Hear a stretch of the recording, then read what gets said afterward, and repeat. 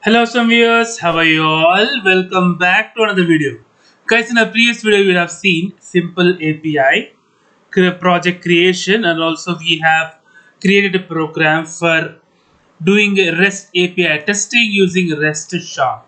So today guys, we'll do a simple video on data transfer object. What is a data transfer object?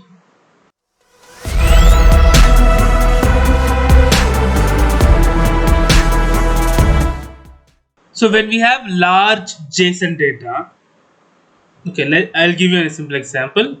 Let's take this one. Okay, when we have this large JSON data, it will divide this data in a simple JSON object that is called data transfer object. So let me copy this. So let me paste it here, right? So Control A. So language, let me give C#. This one I'll give it as a list, right? And this one output features, let me do just types.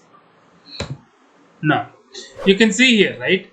So this entire JSON object is converted to simple data transfer object, and also data transfer object will encapsulate the data.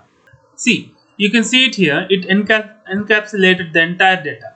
You can see we have ID, email, first name, last name, avatar. We have here, it encapsulated the data. Support URL, we have URL and sex for support. So if you want the proper definition on it, look, let's take, so this is the Martin Fowler site. So here we can easily understand.